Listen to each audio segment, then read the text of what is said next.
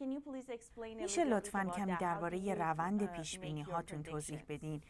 My prediction is based on my system called the 13 keys to the White House, which has been successful in forecasting the outcome of American presidential elections since I made my first forecast of the 1984 election in April 1982. So I've been doing it for almost 40 years, since before you were born. And the way it works is the keys are based on the insight that American presidential elections are basically votes up or down on the strength and performance of the party holding the White House. And the keys look at the big picture of incumbent party strength and performance. Things like third parties, internal battles for the White House party nomination, social unrest, scandal, policy change, the long and short-term economy, foreign policy successes and failures. And the way the system works is if 6 or more of the 13 key factors turn against the party holding the White House, they are predicted loser. In other words, 6 strikes on the keys and you are out.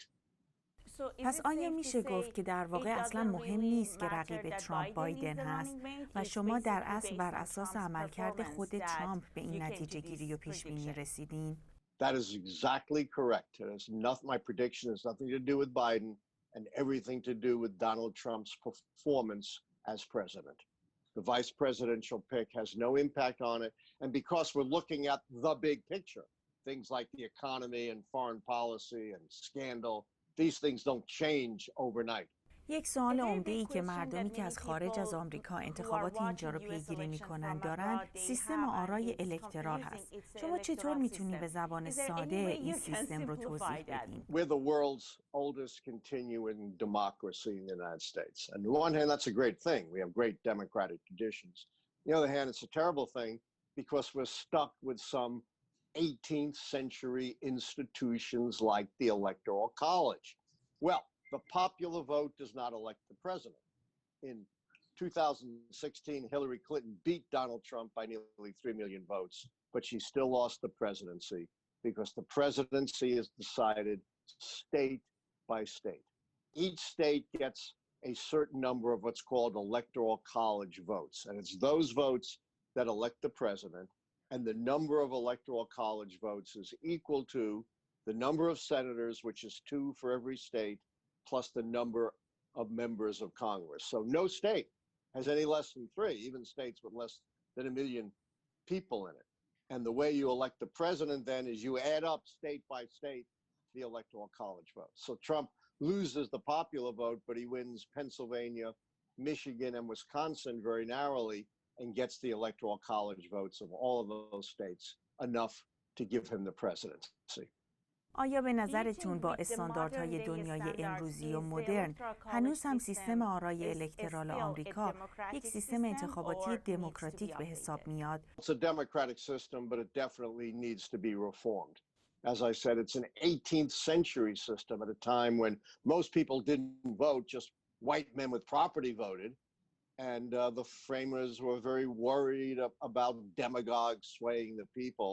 So they set up these wise men, and it was only men in those days, the members of the Electoral College to actually vote on the presidency. The only directly elected federal officials in the original Constitution were members of the U.S. House of Representatives. Until the early 20th century, even U.S. senators were indirectly elected by the state legislatures. 4 سال گذشته بسیار برای اقتصاد ایران و ایرانیان داخل و خارج از کشور، خصوصا ایرانیانی که ساکن آمریکا بودند سخت بوده. عمدتاً هم به دلیل تصمیمات و سیاستگذاری‌های اخیر آمریکا. اگر بر اساس پیشبینی شما بایدن و دموکرات‌ها در انتخابات پیروز بشن، فکر می‌کنین چه تأثیری روی روابط ایران و آمریکا خواهد گذاشت؟ I'm not an expert in foreign affairs, so I can't give you an expert answer to that. But I do know a lot about Biden, and I'm sure policies towards Iran and the entire world are going to be different under Biden than they were under Trump. یک چیزی که ایرانی ها میتونن در انتخابات و یا حداقل در 2 انتخابات اخیر آمریکا درکش کنن نداشتن انگیزه کافی برای شرکت در انتخاباته، چون نماینده خودشون رو نمیبینن. ولی شما توی ویدیوتون برای نیویورک تایمز به وضوح از مردم دعوت کردید تا در انتخابات مشارکت کنند و رأی بدن.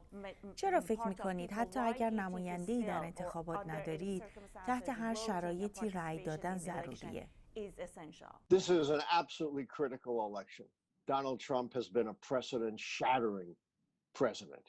You know, he said, and I'm pretty directly quoting him, I can do anything I want as president. That is not consistent with American democracy.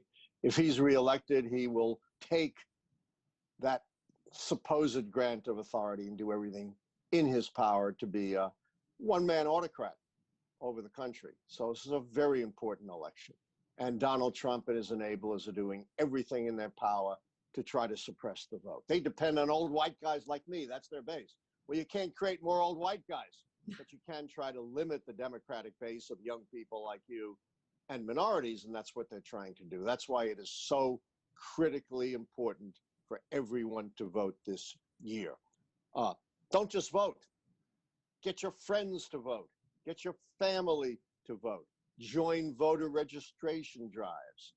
Join voter turnout drives. You know, there's an old saying, and I think I ended my video with it, the best way to predict the future is to choose it. And the only way you're going to choose your future, Americans, is by voting.